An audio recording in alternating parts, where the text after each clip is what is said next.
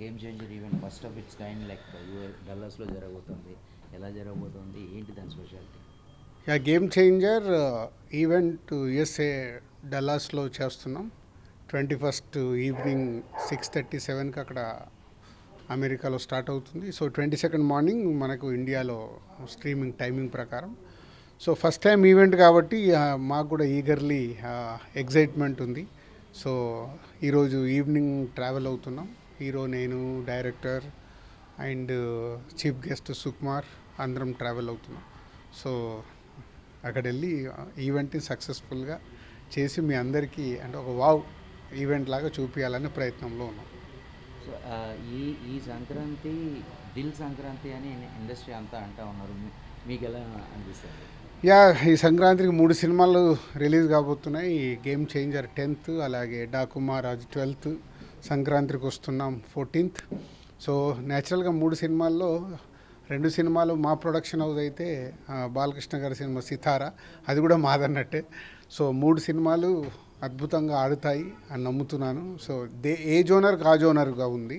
So game changer ఒక జోనర్లో ఉంటే, ఒక పొలిటికల్ అండ్ సిస్టమ్ మీద ఉంటే, ఒక ఫ్యామిలీ డ్రామాతో పాటు డాకు మహారాజ్ ఒక మాస్ విజువల్స్ కనిపిస్తున్నాయి, ఒక మాస్ సినిమాది. అలాగే సంక్రాంతికి వస్తున్నాం హోల్ ఎంటర్టైనర్. సో 3 ఏ జోనర్కి ఆ జోనర్లో ఉన్నాయి కాబట్టి 3 సినిమాలు సూపర్ హిట్ కావాలి, అవుతాయని ఆశిస్తున్నాను. నిన్న మీ బర్త్డే సందర్భంగాను, లేకపోతే మీ బర్త్డే రోజు కోయిన్సిడెన్స్ గాను ప్రమాణ స్వీకారం చేశారు. అండ్ సో దాని గురించి 2 మాటలు. యా, తెలంగాణ ఫిలిం డెవలప్మెంట్ కార్పొరేషన్కి చైర్మన్గా నియమిస్తూ సీఎం రేవంత్ రెడ్డి గారు ఒక 10 days బ్యాక్ అనౌన్స్ చేశారు.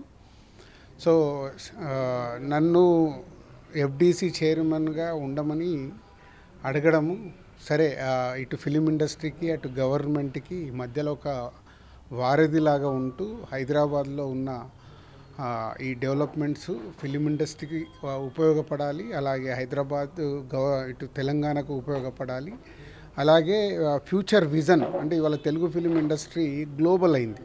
సో మనం లాస్ట్ ఒక 2-3 years నుంచి చూస్తుంటే మన సినిమాలన్నీ పాన్ ఇండియా సినిమాలు అయ్యి గ్లోబల్గా రీచ్ అవుతున్నాయి. నాట్ ఓన్లీ ఇండియా, అదర్ కంట్రీస్కి కూడా రీచ్ అవుతున్నాయి. సో దీన్ని ఇంకా బిగ్గా చేయాలి, అన్ని ఫెసిలిటీస్ పెరగాలి. ఇక్కడ పెద్ద పెద్ద సినిమాలు ఇంకా సులభంగా ఇండియాలో ఉన్న అదర్ లాంగ్వేజ్ వాళ్ళు కూడా హైదరాబాద్లో షూటింగ్ చేసుకోవడానికి వాళ్ళకి కావాల్సిన ఫెసిలిటీస్, ఇటు ఆల్రెడీ తెలుగు సినిమా ఎక్కడో చాలా గ్రో అయి ఉంది. దీన్ని ఇంకా పెద్దగా చేయడానికి అటు గవర్నమెంట్కి ఇటు ఫిలిం ఇండస్ట్రీకి మధ్యలో ఉండి చేయాలని ప్రయత్నం చేసి ఇంకా చాలా చేయాల్సినవి ఉన్నాయి. ఒకప్పుడు మన ఎఫ్డీసీ అని అంటే చాలా ఇటు చిల్డ్రన్స్ ఫిలిం ఫెస్టివల్ కానీ ఇటు అవార్డ్స్ కానీ అవన్నీ ఉండేటి, మెల్లిగా డైల్యూట్ అయ్యాయి. అవన్నీ మళ్ళీ ప్రాపర్గా ఫిలిం ఇండస్ట్రీకి ఒక ఎనర్జీని ఇవ్వాలి, ఒక ఎంకరేజ్మెంట్ని ఇవ్వాలి.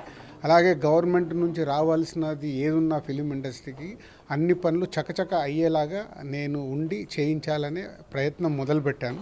సో ఈ సంక్రాంతి అయిన తర్వాత ఇంకా ఎఫ్డీసీ పైన ఫోకస్ చేస్తాను. So back to back publicity మొత్తం అంతా హెక్టిక్ స్కెడ్యూల్ మీ మీద ఉంది. సో ఎలా ఫేస్ చేయబోతున్నారు ఈ కమింగ్ డేస్ అని? ఇంకో next 25 days day and night hard work చేయాలి. ఎందుకంటే ఇప్పుడు రాబోతున్న సినిమాలు సక్సెస్ఫుల్ సినిమాలుగా కాంటెంట్ రెడీ అయినాయి. అవి ఆడియన్స్ దగ్గరికి సూపర్ హిట్ రేంజ్కి తీసుకెళ్లాలంటే ఓల్డ్ టీమ్స్ 2 సినిమాల టీమ్స్ పనిచేస్తున్నాయి. దానికి నేను వెనకాల ఉంటూ పుషప్ చేస్తూ ఇటు ప్రమోషన్ సైడ్ అటు కాంటెంట్ చెక్ చేస్తూ అన్నీ రీచ్ అయ్యేలాగా చేయాలి. ఒక pan India cinema game changer అన్ని ప్లేస్లకు తిరగాలి, అన్ని ప్లేస్లో అన్ని స్టేట్స్లలో ప్రమోషన్ చేపియాలి. ప్రమోషన్ చేస్తే పాన్ ఇండియా గ్లోబల్గా రిలీజ్ అవ్వాలి. అలాగే సంక్రాంతికి వస్తున్నాం మన తెలుగు స్టేట్స్తో పాటు పక్కన ఇటు కర్ణాటక కానీ అటు తమిళనాడు అటు ఓవర్సీస్లో కూడా బాగా ఆడే సినిమా అన్నిటి దగ్గర రీచ్ అయ్యేలాగా ప్రయత్నాలు మొదలుపెట్టాం. సంక్రాంతికి కుమ్మేస్తాం. Wishing you big Sankranti success. Thank you very much. Already CM Revanth Reddy గారు అది చెప్పారు నాకు. అంటే రాచకొండ దగ్గర ఏదైతే గవర్నమెంట్ అప్పుడు ఫిలిం ఇండస్ట్రీ కోసము ఒక ప్లేస్ అలాట్ చేసిందో దానిపైన ఫోకస్ చేయాలి.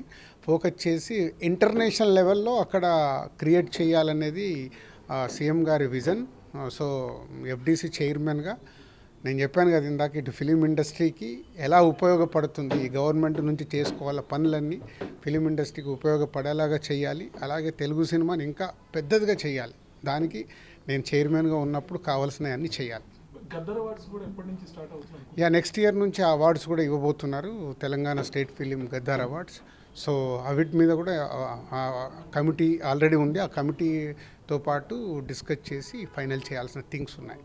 ఇంతవరకు ఎఫ్డీసీకి చాలా చాలా పెద్ద పెద్ద అంటే ఎంఎస్ రెడ్డి గారి దగ్గర నుంచి చాలా మంది ప్రముఖులందరూ అంటే ఏపీ ఉమ్మడి ఏపీ దగ్గర నుంచి చేయించారు.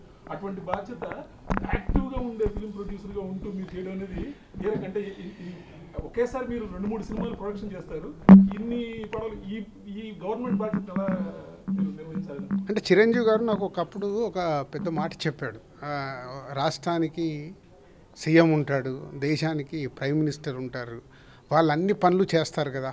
సో చేశారంటే మనం కూడా ప్లాన్డ్గా పనులు చేస్తే పెద్ద కష్టమేం కాదని ఎందుకో ఒకరోజు జనరల్ టాపిక్లో చెప్పాడు.